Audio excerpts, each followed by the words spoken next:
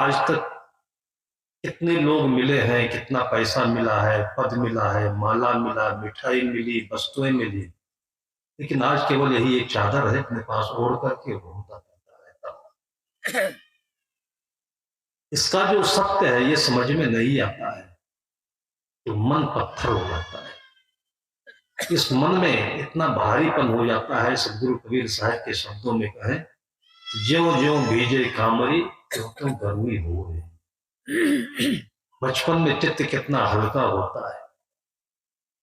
बच्चों को देखिए, उनके लिए सत्संग यही हवाएं हैं, मिट्टी की गोली सत्संग है। उनको कोई ऐसा नहीं कि सोने के रंग मिले, चैन मिले और ऐसे कोई बहुत बेशकीमती चीज मिले तब खुश होते हैं। उनको किसी चीज की परवाह नहीं। ये भी एक जिंदगी थी अपनी, उसी से गुजरते हुए हम आए और उसको भूलते हुए चले गए।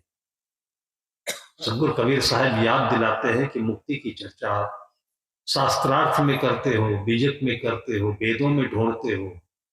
साहब कहते जहिया जन्म मुक्ता था, जब आपका जन्म हुआ था तो आप मुक्त ही थे। एक बार याद करो तहे से। नहीं याद होता है तो बच्चों के पास बैठ करके उनको निहार लो, उनसे खेल लो, उनकी बातें देख लो, सुन लो और देखो कि कितना चित्त उनका निर्मल होता है। फ्री ऑफ माइंड जिसे कहते हैं कि सब कुछ कर लेते हैं लेकिन सब कुछ छोड़ भी देते हैं, भूल करके आनंद से सोते हैं और नई आंख, ताजा आंख लेकर के जगते हैं। तो वर्तमान का जो चित्त है, वर्तमान का जो जीवन है, स्वास्थ्य ठीक होना चाहिए, चित्त निर्मल होना चाहिए, हल्का होना चाहिए और आसपास के लोगों से सुंदर प्रेम होना चाहिए। ये सब मुक्ति की पहचान है, मुक्त जीवन की पहचान है। दो लोग होते हैं, बातचीत करते करते करते करते स्टेशन पर बैठे हो तो, पार्क में कहीं बैठे हो तो, घंटों बीत जाते हैं लेकिन लगता है कि अभी हम लोग कितनी देर हुआ बात करते हैं। ये समय का आकलन क्यों नहीं हो पाता है? इसलिए नहीं हो पाता है कि चित्त चित्त से मिल करके शून्य हो जाता है। चित्त चित्त से मिलकर शून्य हो जाता है। इसलिए आत्मा को कोई कोई शून्य के रूप में भी परिभाषित कर देते हैं। शून्य का मतलब होता है बिल्कुल निरापद, खाली, जिसको सिख परंपरा में निखालिस कहते हैं। निखालिस शब्द खालिस शब्द से बना हुआ है, बिल्कुल खाली, टोटली, जहां पर समय की कोई अनुभूति न हो। समय को दूसरे शब्दों में काल भी कहा जाता है। काल सिर के लिए भारीपन पैदा करता है। और काल कैसे भारी हो जाता है? हमारी चाहनाओं से, प्रतीक्षा से, इच्छाओं से। आपके भीतर में कोई चीज की अपेक्षा है, वो चीज नहीं मिल रही है तो एक एक क्षण भारी होता चला जाता है। और मन की चीज मिल गई, उसी में आप रम गए हैं। बातचीत करते करते समय बहुत बीत गया है लेकिन समय का पता नहीं चलता है। तो उसी को सिख धर्म में कहा जाता है सत, श्री और अकाल। उनका अभिवादन ही यही बन गया। ये अभिवादन इसलिए बना कि बहुत सारे झंझावातों में, ओड़ों में, कचड़ों में हम टहलते घूमते और पाते रहते हैं, लेकिन ये चीज नहीं भूले जो सार है, सत, श्री और अकाल। सत का मतलब होता है सत्य है, सार है। श्री का मतलब होता है जो हमारे चित्त को सुंदर बनाए रखे, सजा रखे। और अकाल का अर्थ होता है जिसमें कोई काल की अनुभूति नहीं हो, चित्त निर्मल हो। तीनों का अर्थ अंत में एक ही होता है। सत्संगत में बैठ के हित की बात विचार। सुबह के सत्र में हम चर्चा कर रहे थे, मन लालची होता है और ये हमेशा अपने मन का सोने का हिरन बनाया करता है और ढूंढता रहता है, देखता रहता है।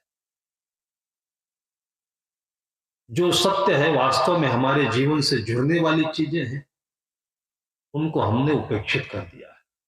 तो ये 5 तत्व है, 5 तत्व से बनी हुई चीजें हैं, जिसमें वनस्पतियां आ जाती है, अनाज है, साग सब्जी है और पानी है, हवा है, आग है, जमीन है, पृथ्वी है, ये सारी चीजें हैं।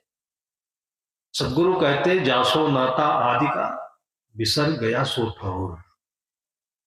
हमारा इस संसार में आने के बाद से सबसे मूल संबंध किससे था? मां से था, जिसने जन्म दिया। उसको भी हम भूलते जा रहे हैं, भूलते जा रहे हैं। मां के दूध से उसको भी बोल रहे हैं। मां ने अपने दूध से ट्रांसफर कर दिया, तो जो गेहूं में आता है वो भी दूध है, वो ड्राई मिल्क है। मां का दूध लिक्विड मिल्क होता है। आप धान के खेत में जाइए, गेहूं के खेत में जाइए, तो बालियां आती है तो पहले कैप्सूल बनता है, छोटा सा एक खोल बनता है, और थोड़े दिन के बाद में दूध से भर जाता है। उसको दबाइए तो छल से दूध बाहर निकल जाता है। बच्चे का जो प्रमुख मुख्य आहार है वो दूध है। दूध से कितने दूर भाग गए हम। दूध से दूसरे दूध पर ट्रांसफर कर दिया कि मां का दूध हमेशा नहीं मिलता रहता है। तो जो हमेशा साथ में रख सकने वाली चीज थी वो गेहूं है, धान है, और बाकी जितने ग्रीन ब्लड होते हैं, साग सब्जियां हैं। यहां से भी हम आगे बढ़कर के कितनी दूर आगे निकल गए। गेहूं अलग रह गया, मां का दूध अलग रह गया, हम मैगी पर पहुंच गए। मैगी में दूध की और उस गेहूं की तुलना करिए, कुछ दिखता है आपको? सत्य हमारा बिगड़ते बिगड़ते बिगड़ते बिगड़ते कहां पहुंच गया, और उसमें हम आज आ सकते हैं। और ये बच्चे जो कभी मां के दूध के बगैर कितना रोते, बेचैन होते, उनको दूध में मिठाई भी नहीं चाहिए, गुड़ भी नहीं चाहिए, चीनी और कुछ भी नहीं चाहिए। लेकिन वही मां का दूध छोड़ करके बेटा आज मैगी में, पिज्जा में, बर्गर में नए नए नाम आ गए। यही सत्य के नाम पर सोने के हिरन हमारे आमने सामने घूम रहे हैं। कोई ऐसा नहीं है कि केवल बैंक का जो एफडी होता है यही सोने का हिरन होता है, ये भी हो जाता है। आपके छत्तीसगढ़ में ये कितने फाइनेंस कंपनियां आई होंगी और पूरे भारतवर्ष में चली, और अभी अभी ये फ्रॉड हुआ है। कितने लोग इसमें ठगा गए, टीवी पर समाचार भी आया, किसका 5 लाख गया, किसी का 10 लाख गया, किसी का 20 लाख गया। हमारे पास एक डॉक्टर आते थे, वो रिटायर हुए हैं, उनको 40-50 लाख रुपए फंड के मिले थे, और कुबेर फाइनेंस कंपनी ने उनको बैंक में अपना पोस्ट मैनेजर का दे दिया और दुगना करने का लालच दिया। वो पूरे फंड का पैसा उसे बैंक में बना करके डाल दिया, और उसके साथ में जितने अपने परिचितों में थे, अपने सर्किल के, फ्रेंड सर्किल के थे, उन्होंने को किसी का 5 लाख, किसी का 10 लाख पसीना की कमाई थी, और सब लोगों मिलाकर डाल दिया। और 5 साल भी नहीं बीते, जब डबल आना था तब तक वो बैंक पूरी ही चली गई। डबल तो आया ही नहीं, सिंगल भी नहीं दे गया जो मिलना चाहिए मूल। आज कितनों का ऐसे लटका हुआ पड़ा है मामला। ये कैसे हो जाता है चित्त में? वो आदमी स्वयं पश्चाताप करता है, वो सोचता है कि उस समय हमारा चित्त में क्या हो गया था। लोग नहीं समझ पाते तो कहते हैं कुछ सुंघा दिया था किसी ने आकर। आसाम में जैसे लोग जाते हैं तो कहते हैं कि वहां पर लोगों को भेड़ा बना दिया जाता है। अरे यही भेड़ा बनकर घूम रहे हो, आसाम पहुंचने की जरूरत ही नहीं है। कैसे होता है ये चित्त में हमारे स्वस्थता नहीं होती, जिसको हम स्वास्थ्य कहते हैं। ये तन का भी होता है और मन का भी होता है। आप इस दुनिया से ले क्या सकते हैं? बोरा जी राज्यपाल थे, उनसे हम क्या ले पाए? बहुत क्लोज रिलेशन में रहे। मुख्यमंत्री जी आपके हमारे बहुत बहुत अत्यंत निकट के हैं, प्रेमी हैं, उनसे हम क्या कर सकते हैं? हमको जरूरत ही क्या चीज की है? हम 2 रोटी भी तो ठीक से खा नहीं सकते हैं, उसमें घी भी नहीं लगाते हैं, बीपी हाई हो जाएगा। मिठाई भी नहीं रख सकते हैं कि शुगर बढ़ जाएगा। फिर बताइए और क्या कर सकते हैं? ये सब चीजें जो हमारे चिंतन का विषय है, सत्संग का ये विषय है चिंतन के लिए, और इसको ना सोच करके हम कितनी लंबी लंबी चौड़ी चौड़ी बातें करते रहते हैं। केवल धन, जमीन, आकाश और ये सब नापा करते रहते हैं। सदगुरु कहते हैं मूल गहे ते काम है, तय मत भरम भुलाओ। मन सायर मनसा लहर, बहे कटो मत जाओ। ये मन है, इसमें बातों की, विचारों की तरंगे हमेशा ऐसे निकला करती है, होती रहती है। और आज की बात नहीं है ये कि आज ही युग में ये आर्थिक युग आया हुआ है, बहुत डेवलपमेंट हुआ है और प्लॉटिंग कट रहा है, तब ऐसा होता है। ये पहले जमाने में भी हुआ करता था। बहुत पुरानी कहानी है, पंचतंत्र में भी आप लोगों ने सुना होगा और हमारे पूर्वज लोग सुनाया करते थे। एक शेख चिल्ली की कहानी है। भिखारी था कोई और पैसा मांग मांग करके अपना रोजी रोटी चलाता था, लेकिन सपने तो सबके मन में होते हैं। ऐसी बात नहीं है कि केवल अंबानी के मन में ही प्लानिंग चलती रही होगी या भारत सरकार में जो नीति आयोग बना हुआ है वही बैठ करके खाका खींचते रहते हैं। जीरो ग्राउंड पर जीने वाला व्यक्ति भी ये कोई नीति आयोग से कम नहीं होता है, उसका दरबार, उसका अभ्यास। वो भिखारी दो दो पैसे लोगों से लेकर के पा करके, किसी के यहाँ आटा पाकर, किसी के यहाँ चावल पा करके, और उसको भी इकट्ठा करते करते 2-4-10 किलो हो गया था। छोटी सी एक झोपड़ी थी और उसी झोपड़ी में एक किनारे पर उसकी खाट पड़ी थी, एक किनारे रसोई थी। सामान रखने की जगह नहीं थी, कहीं अलमारी नहीं, कहीं तिजोरी नहीं, तो जो कुछ भी था, आटा चावल दाल पैसा, पोटली बना करके शिखर से ऊपर टांग दिया हुआ था। भगवान कृष्ण के जमाने में शिखर शब्द का प्रयोग हुआ करता था, जहां पर मक्खन टांगा जाता था। आराम से खाट पर खा करके लेटा हुआ, लेटे लेटे फिर उसका जो है नीति आयोग के ऑफिस में जितने प्लानिंग बनते हैं बनने लगे। सोचने लगा कि 8-10 किलो का आटा हो गया है, मैं कब तक ऐसे भीख मांग मांग कर जिंदगी चलाता रहूंगा, अब तो कुछ करना चाहिए। तो दूसरे मन ने पूछा होगा, इसमें कितने साथी बैठे हुए अपने मन में हैं, इसमें सब प्रकार के ऑफिसर भी हैं, सब प्रकार चपरासी भी है, इसमें औरत भी है, बच्चे भी है, सब है इसी में, इसलिए इसका नाम ब्रह्म भी कहा गया है। ब्रह्मम खल विदम, सर्वम खल विदम ब्रह्म। ये ब्रह्म आपके मन में समाया हुआ है कि एक सेकंड में सब कुछ पैदा हो जाता है इसमें, और उसके बाद एक सेकंड में सब कुछ खत्म भी हो जाता है। लेटे लेटे वो सोचने लगा कि कब तक हम ऐसे भीख मांगते रहेंगे, इतना अनाज हो गया है, इसको बिक्री कर देते हैं तो 5 रुपए तो इकट्ठे ही हो जाएंगे। 5 रुपए इकट्ठे हो गए, फिर 5 रुपए में वो 2 बकरियां ले आया। सोचा कि कुछ तो धंधा करना चाहिए, तो करीब बकरी चराते चराते करते करते फिर धीरे धीरे उनके बच्चे हुए, फिर धीरे धीरे 4 बकरी और बढ़ गई, फिर 15 बकरी हो गई, 25 बकरी हो गई। फिर सोचा कि कब तक मैं बकरी वाला बना रहूंगा, फिर बकरियों को बेच करके वो गाय ले आया, और फिर धीरे धीरे पूरी गौशाला हो गई और उसके पास 10, 20, 25 गायें हो गई, दूध की सप्लाई होने लगी और बड़ा भारी सेठ बन गया। और सोचने लगा कि अब तो लोग कहेंगे भाई ये सेठ आदमी है, अब इसकी शादी करनी चाहिए। बहुत सुंदर घर से, अच्छे परिवार से एक सुंदर कन्या आई, उसके साथ ही उसका विवाह भी हो गया। विवाह हुआ, थोड़े दिन गृहस्थी चली, फिर एक बच्चा भी हो गया। जो पत्नी थी वो रसोईया में भोजन बना रही थी, जो बच्चा था वो घुटनों के बल खेलते खेलते आया, उसकी खाट पर चढ़ गया। खाट के ऊपर से उसने गोद में ले लिया, खिलाते खिलाते थोड़ी देर के बाद में उसी गोद में उसने सुसु कर दिया, सब कपड़े भीग गए। एकदम से गुस्सा पड़ा और अपनी पत्नी को डांट लगाते हुए बोल रहा है, अरे तेरे शैतान बेटे ने देखो ये गंगा जल छोड़ दिया हमारे ऊपर, इसको ले जा ले। अब लोगों के घरों में सुन रहा था, उसके घर में बन गए।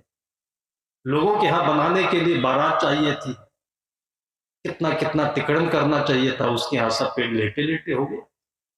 जोर से आवाज पाड़ता है अपनी पत्नी को, सुनती नहीं। तो पत्नियां अक्सर नहीं सुना करती है पति की आवाज को, सुनी नहीं सुनी तो उसको इतना गुस्सा आया, इतना गुस्सा आया कि उठ करके दौड़ा और पत्नी को जाकर एक लात जोर से मार दिया। और मारा एक लात की वो लात उठा और जाकर के जो 5-7 किलो का शिकार था वो दालचीनी घी वाला, उसी में पड़ा और सारा फूट करके नीचे चारों तरफ बिखर गया।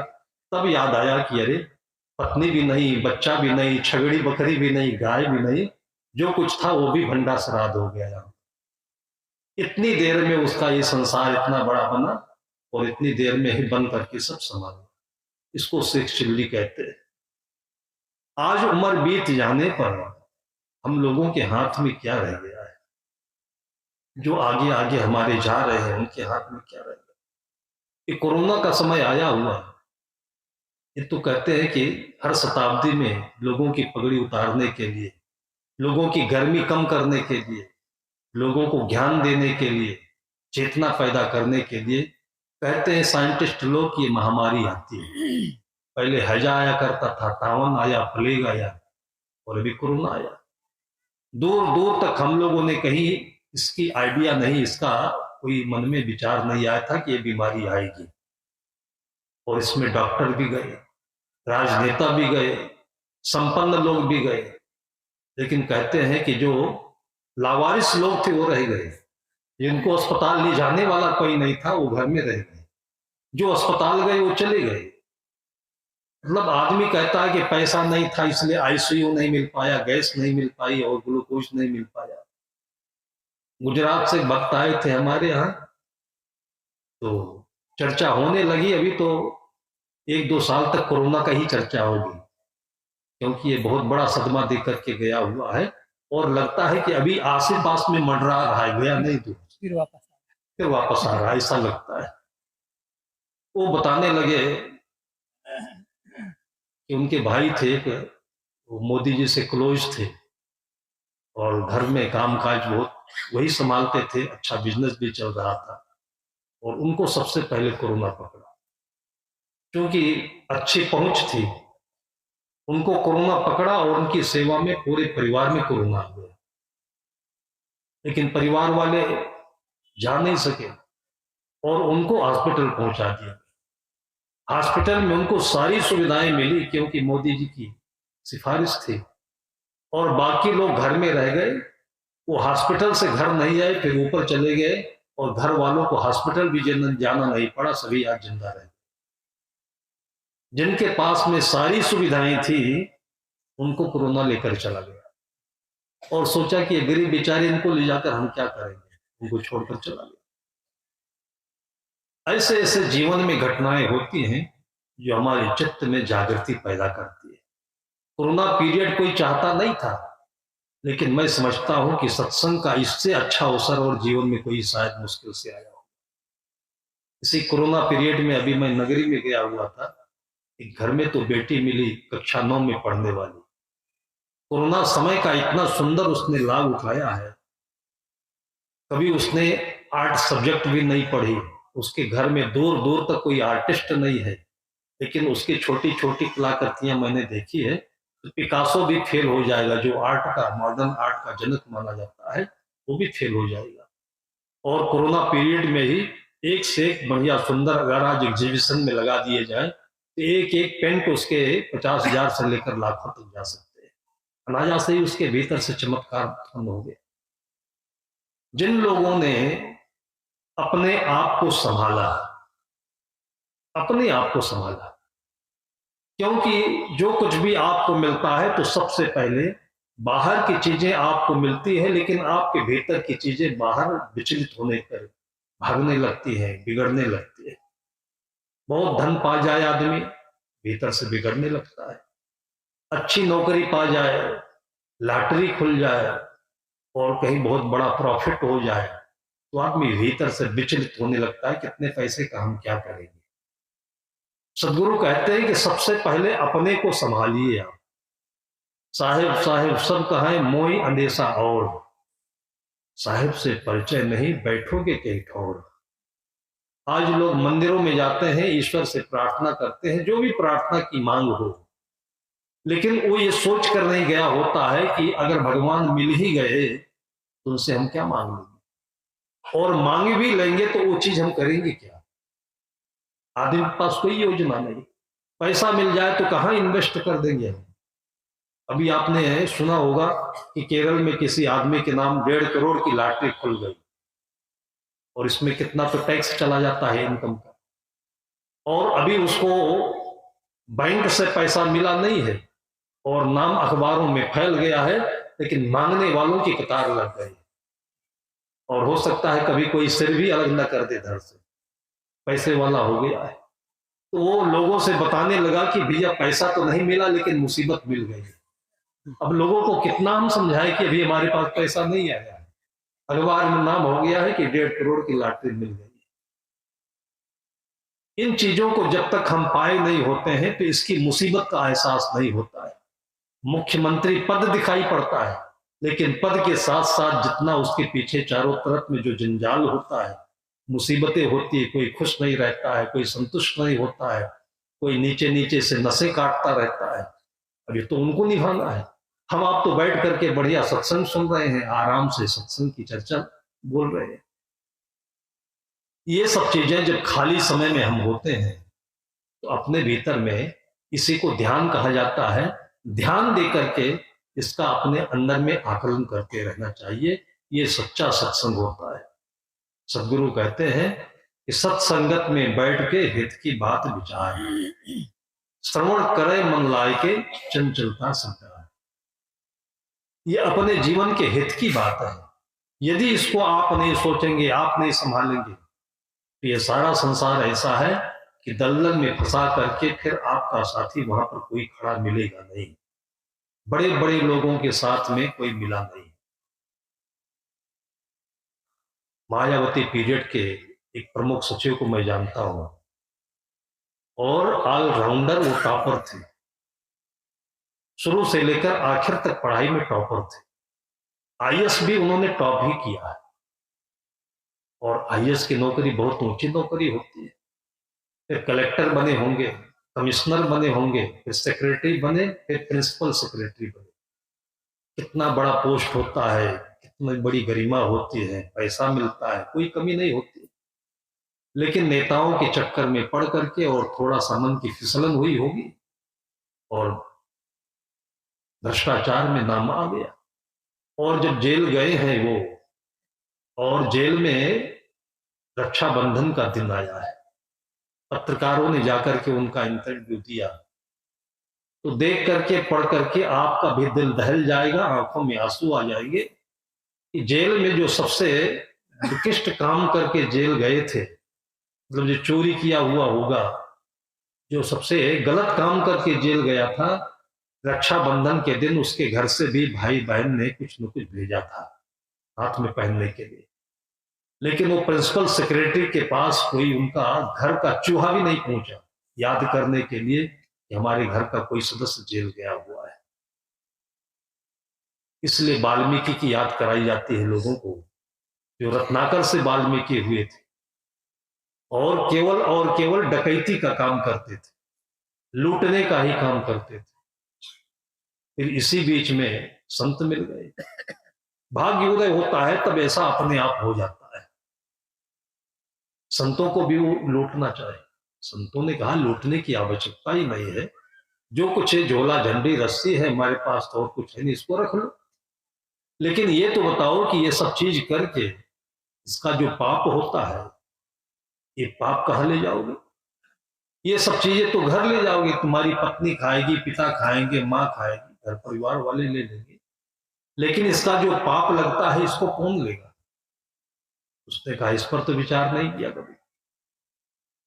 और ये स्थिति हर जगह होती है।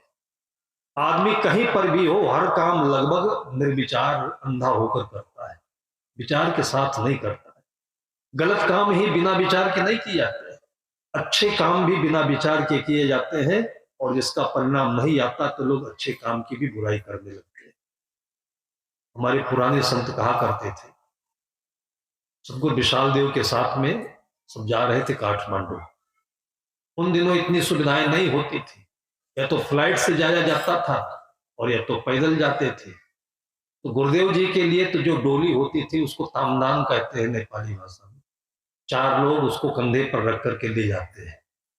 संत उसके पीछे पीछे पैदल चलते थे।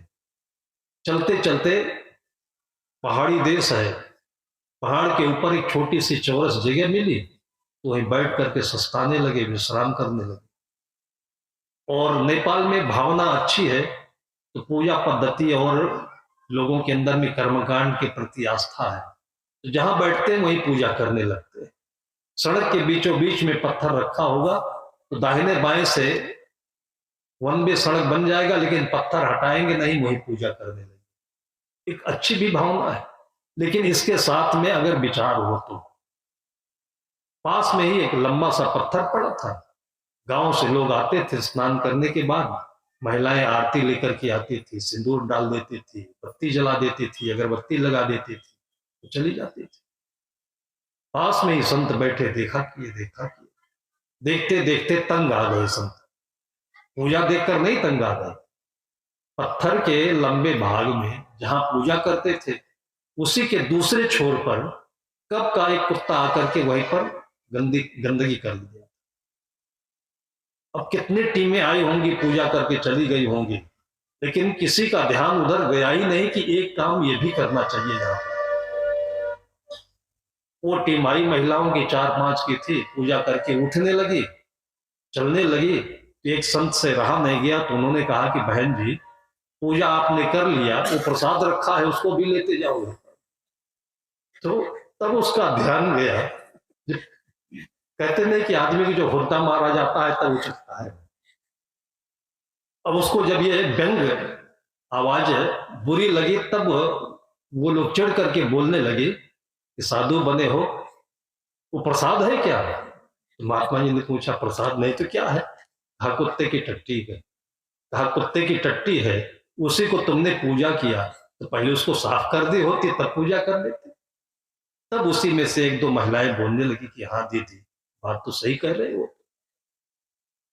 ऐसी बात नहीं कि आदमी कोई गलत काम करने में ही चित्त से अंधा होता है। पूजा इतनी प्रतिष्ठित चीज है, चित्त की उच्चतम अवस्था है, लेकिन वहां पर भी ध्यान की आवश्यकता है। ध्यान के इर्द गिर्द में ही ज्ञान होता है और समृद्धि होती है। पैसा कमाने में भी ध्यान नहीं है, स्कूल जाने में भी ध्यान नहीं है। बच्चे कोटा में जा करके पढ़ते हैं, उनकी आत्मा में क्या हो रहा है, चित्त में क्या चल रहा है, माओ को ध्यान होता। तो अभी भी इस साल 20 लोग कोटा में सुसाइड किए हैं बच्चे।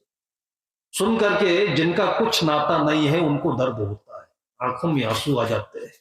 किस स्थिति में बच्चे जी रहे हैं। सुबह से शाम के बीच में एक बार तुम आप फोन लगाकर पूछ लेती, मेरे लाल मेरी बेटी तू खाया कि नहीं खाया, चिंता मत कर, नौकरी मिले ना मिले। ध्यान नहीं है, क्योंकि ध्यान किधर है? आप चलते चलते देखे होंगे चौराहों पर, हो सकता है जालबांधा में भी हो, नहीं राजनांदगांव में जाकर देखिए, एक बहुत बड़े बोर्ड में लिखा रहता है कि आपका ध्यान किधर है, मधुशाला तो इधर है। वो मधुशाला की तरफ आपको ले जा रहा है और संत आपको भीतर की मधुशाला की तरफ ले जा रहे हैं, जहां किसी प्रकार की कड़वाहट है ही नहीं, जहां किसी प्रकार का घाटा है ही नहीं, जहां पर सब कुछ है, सरोवर है, प्रेम का सरोवर है। लेकिन वो चीज अपने ध्यान में नहीं है तो बच्चों का भी ध्यान नहीं है। कैसे बच्चे सुसाइड कर रहे हैं, नहीं डॉक्टर बन पाते हैं, नहीं इंजीनियर बन पाते हैं। आपका एक बेटा, आपकी एक बेटी संसार में अच्छा बेटी, अच्छी बेटी, अच्छा बेटा ही बन जाए तो क्या कम होता है, लेकिन चित्त बाहर के पंखों में उड़ रहा है। वाल्मीकि को भी यही संत याद दिलाना चाहते थे कि इसको तुम याद तो करो, लेकिन बहुत दूर उड़कर मन चला गया होता है। उनको याद तो आया, लेकिन फिर यह भी याद आया कि आप लोग लगता है कि बहुत चालाक हो, हम घर ही चल जाए पूछने के लिए और तुम सब यहां से 9-2-11 हो जाओ। संत ऐसे नहीं होते। संत ने कहा कि ठीक है, ये हमारे साथ कमंडल में रस्सी भी है, हमको पेड़ से बांध दीजिए आप, और आराम से जाइए, आप पूछ के पता लगा के। संत मधे पड़े रहे, घर गए और लोगों से पूछा। सबने सिवाय फटकार के कि तुम जवान हो गए हो, तुमको शर्म नहीं आती, काम कर सकते हो, तुमको कहा किसने कि ये गलत काम करो? और इतनी सी बात हम लोग कभी भी अपने अंदर में विचार नहीं करते, बेटे भी नहीं चाहते।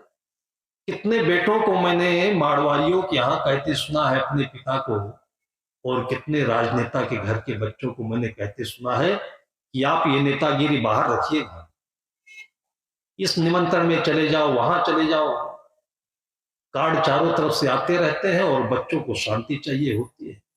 और जब नेताजी नहीं पहुंच पाते हैं, ऑफिसर लोग नहीं पहुंच पाते हैं, तो अपनी प्रेस्टीज बनाए रखने के लिए बच्चों को हैरान करते हैं। और इसी प्रकार के एक नेता के घर में बेटे ने नेता का ही रिवॉल्वर लेकर के अपने को शूट आउट कर लिया। हमें यह जिंदगी नहीं पसंद है। मारवाड़ी के बेटे कहते हैं कि हमको पैसा पसंद ही नहीं, आप इतना पैसा क्यों कमा रहे हैं, हमें अपनी जिंदगी चाहिए, आराम की जिंदगी चाहिए। जिन बेटों के लिए आप काल्पनिक रूप से ये चीज कमा करके उनके सिर पर बोझ बढ़ाना चाह रहे हो, तभी आपने बैठकर विचार किया कि इसका सत्य क्या है। बेटे की आत्मा में, अपनी आत्मा में बैठ करके विचार तो करें। ये बात नहीं कि ये रत्नाकर और वाल्मीकि की कथा हजारों वर्ष पहले की ही है, आज इसको फिजूल में क्यों याद करें हम। ऐसे ऐसे प्रच्छन्न रूप में रत्नाकर जो वाल्मीकि हो सकते हैं, आज अच्छी अच्छी कुर्सियों पर बैठे हैं, दरबार में बैठे हुए हैं और आलीशान भवन में है और फॉर्चूनर से चल रहे, करोड़ की गाड़ी पर चल रहे, लेकिन भीतर से है वो रत्नाकर ही। संत मिलते हैं तब उनकी आंखों में जो माड़ा होता है वो निकाल करके और तब चेतना जागृत करते हैं। और बड़े बड़े राजे महाराजाओं के साथ भी यही हुआ। आप भर्तृहरि को पढ़ लीजिए, महात्मा बुद्ध को पढ़ लीजिए, इन सब की आंखों में भी वही चीज थी, जो भूले हुए थे, जो दबे हुए थे। 29 साल की उम्र तक महात्मा बुद्ध जो अपने घर में रहे हैं, क्योंकि बचपन में किसी एक ज्योतिषी ने बता दिया था कि या तो ये चक्रवर्ती राजा होगा और या तो भिक्षुक होगा। पिता को चिंता हो गई कि राजा हो जाए वो तो हम चाहते ही है, लेकिन भिक्षुक हो गया तब क्या होगा। और आदमी भिक्षुक होगा ही क्यों, जब कोई तकलीफ होगी तब होगा। आज भी लोगों के भीतर में ये सेंस भरा हुआ है, वहम है कि साधु लोग किसी न किसी परिस्थिति के मारे होते हैं तभी साधु होते हैं, इसलिए साधु की कदर नहीं होती। और शायद इसीलिए भगवान की भी पहचान नहीं हो पाती है, क्योंकि भगवान भी आपको फॉर्चूनर से तो मिलेंगे नहीं। वो आपको अगर रोल्स रॉयल्स से मिल जाते तो ये तो आदमी खरीद सकता था। गोस्वामी जी कहते हैं भगवान की परिभाषा में कि तुलसी ये संसार में सबसे मिली है, ना जाने किस वेश में नारायण मिल जाए। इसकी कोई एक परफेक्ट पर्सनालिटी नहीं होती है कि आप पहचान लो कि यही महापुरुष हैं, आप पहचान लो कि यही हमारे माता पिता है। महात्मा बुद्ध को 29 वर्ष तक इतनी सुविधाओं के बीच में रखा गया, इनको मृत्यु क्या चीज होती है, वृद्धावस्था क्या चीज होती है, इसका अनुभव नहीं था। लेकिन एक चीज से एलर्जी होती है, जब वो चीज बारंबार बारंबार आपके दिमाग में, आपकी आंखों में आती रहती है, तो फिर उससे फ्रिक्शन पैदा होता है। उसको आज की भाषा में एलर्जी कहते हैं और उस समय की आध्यात्मिक भाषा में वैराग्य कहते थे। उनको वैराग्य उदय हुआ, उसका बोध नहीं था तो एलर्जी थी। उन्होंने अपने साथियों से कहा कि इस जेल से हमको बाहर निकलने तो फिर सारथी को लेकर वो घूमने के लिए निकले। चलते चलते रास्ते में उनको एक बूढ़ा व्यक्ति दिखाई पड़ा, जिसकी कमर झुक गई थी और पंजर दिख रहे थे, पीठ में चिपका हुआ और हाथ में डंडा लिया, उसी के सहारे वो चलता था। और ये चीज उन्होंने कभी जिंदगी में देखी नहीं। अंदर से कुतूहल पैदा हुआ, रथ को रोक करके सारथी से कहा कि ये कौन है। सारथी ने समझाया कि ये वो व्यक्ति है, हम आप जैसे जो उम्र ढल जाने पर इस अवस्था में आ जाता है। वो चीज उन्होंने अपने पर घटा ली।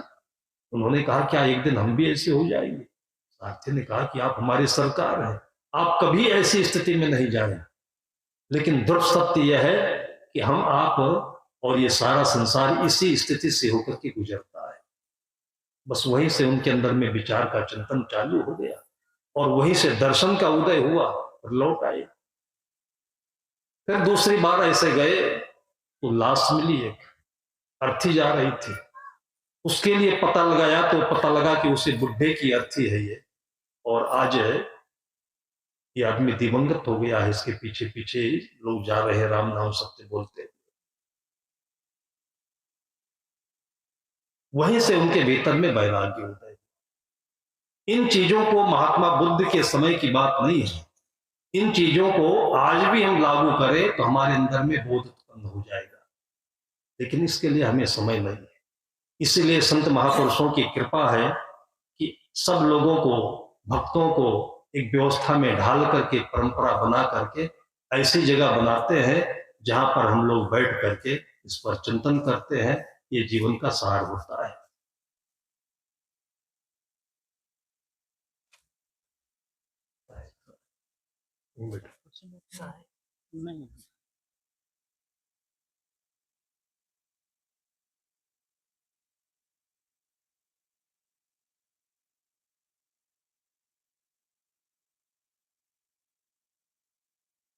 संतों के बीच में जो चर्चा हम सुनते हैं, कितने लोगों से हमने सुना। हमारे पास एक चीफ इंजीनियर आते थे, उन्होंने एक तर्क दिया कि सदगुरु कबीर साहब की बातें तो सब अच्छी हैं, लेकिन उनके निर्गुण भजन और उनके गरीबी के भजन, झोपड़ी के भजन, मन लागो मेरो यार फकीर, यही गा गा करके लोगों को दरिद्रता से बाहर उबरने ही नहीं दिया। मतलब सदगुरु कबीर साहब की बातें चाहे जितनी तीखी हों, अच्छी हों, सच्ची हों, लेकिन लोगों को दरिद्रता से बाहर आने ही नहीं दिया। ये बहुत बड़ा उन्होंने क्लेम किया। लेकिन आज भीतर से आप विचार करिए कि दरिद्र है कौन। अपने भीतर से विचार करिए कि दरिद्र है कौन। जो व्यक्ति इतने ऊंचे पद पर पहुंचने के बाद भी एक कलेक्टर के पास कितनी बड़ी सुविधा होती है। आज के जो 7वां वेतन आयोग लागू हुआ है, तो कम से कम कलेक्टर को 2 लाख से 3 लाख के बीच सैलरी मिलती है। 20 गाड़ियां होती है, बहुत बड़ा दरबार जैसे बंगला होता है, 25 लोग उनके आसपास में चलने वाले होते हैं, पूरे जिले का मालिक होता है। पैसे की कमी है क्या? लेकिन फिर भी उसके पास गरीब व्यक्ति जाता है तो जैसे नींबू निचोड़ा जाता है ना, वो कलेक्टर हो या कलेक्टर के परिसर में रहने वाले कर्मचारी हो, नींबू जैसे निचोड़ करके उसका पूरा रस निकाल दिया जाता है। हमारे पास आईएएस आते हैं, वो अपने मीटिंग में हम लोगों को बुलाते थे, और इतने सज्जन व्यक्ति हैं, दक्षिण भारत मूल के रहने वाले हैं, और पत्नी है, एक बेटी है, एकदम संतुलित परिवार है, संतुलित जीवन है, संतुलित विचार है आईएएस। लेकिन उनकी पूरी दिनचर्या एक साधु संतों के आश्रम में जैसे होती है वैसे रखते हैं। वो भी इंसान है, उनके पास भी वही दिल है, वही दिमाग है, वही पढ़ाई है, लेकिन विचारों से इतने ऊपर उठ गए कि जब मीटिंग होती है तो लोगों को समझाते हैं, लेखपालों को, पटवारियों को, तहसीलदार को, और उनकी बात जब लोग नहीं मानते तो संतों को बुलाकर कहते आप समझाइए इनको। ये पैसा जो कमा रहे हो, ये लेकर के कब्र में चले जाओगे क्या? इतनी स्पष्ट भाषा में लोगों की चेतना जागृत करते हैं, कब्र में लेकर चले जाओगे। कमा लो चाहे जितने हीरा मोती, पर याद रखना कफन में जेब नहीं होती। लेकिन ये सारी चीजें ऐसी जगह पर होती हैं जहां पर आंखों में माड़ा बहुत मोटा पड़ा होता है, निकलता ही नहीं है। ये तब निकलता है जब बहुत बड़ा छुरा इसमें लगता है, तब यमराज का मंत्र पड़ता है, तब निकलता है। और यहां तक वो कहते थे चलो ठीक है, कोई आपके पास क्लाइंट आता है, कोई भटका हुआ आता है, परेशान व्यक्ति आता है, पैसा ले लीजिए, लेकिन काम तो कर दीजिए सम्मान पूर्वक। इतनी छूट देने के बावजूद समाज में सुधार की गुंजाइश नहीं दिखती है। और जितनी लोगों की पढ़ाई बढ़ती जा रही है, विकास बढ़ता जा रहा है, पैसा बढ़ते जा रहा है। कोई जमाना था कि माँ बाप अपने बेटों को कहते थे कि दरोगा की नौकरी नहीं करने देंगे। क्यों नहीं करने देंगे? ये घूसखोर होता है दरोगा, पाप लगेगा, ऐसा पैसा घर में नहीं आना चाहिए। आप मुंशी प्रेमचंद की कहानियां उठा करके पढ़ लीजिए, वहां पर यही आपको जगह जगह उक्तियां मिलती रहेंगी। और आज ये समय आ गया, कितना सब कुछ है, ये वेतन बढ़ता क्यों चला जा रहा है? बहुतों से हमने विचार किया कि जब एक शिक्षा मित्र है, उत्तर प्रदेश में शिक्षकों की जगह पर कल्याण सिंह ने शिक्षा मित्रों को नियुक्त किया, और उस समय उनकी सैलरी होती थी केवल 3,000, और आज के समय में बढ़ करके 10,000 हुई। और जितने भी परमानेंट स्थायी शिक्षक नियुक्त होते हैं उनकी सैलरी होती है 60 से 80 हजार, लेकिन उनसे ज्यादा वो काम करते हैं 10 हजार में। जब 10 हजार में वो व्यक्ति आपसे अच्छा काम कर रहा है तो क्यों ना 80 हजार को 20 हजार में घटा करके और 4 रोजगार और दे दिए जाए लोगों।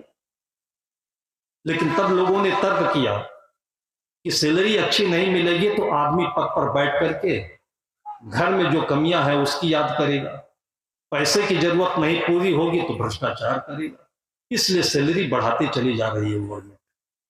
और जितनी सैलरी बढ़ती जा रही है तो गोस्वामी जी की उक्ति वही सामने आती है कि जिन प्रति लाभ लोभ अधिकाई। अग्नि में घी डालने से घी अग्नि बुझती नहीं है बल्कि और प्रचंड होती चली जाती है। ये आज की कहावत नहीं है, ये हजारों वर्षों से संत महापुरुषों ने प्रयोग करके प्रैक्टिकल करके और उसको धर्म ग्रंथ में लिपिबद्ध कर दिया।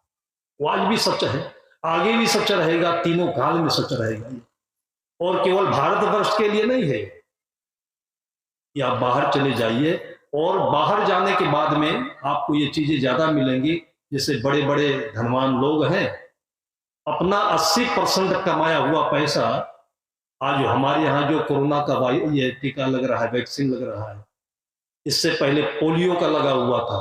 कहते हैं कि पोलियो की वैक्सीन में लगभग डोनेशन बाहर के लोगों का ही होता है।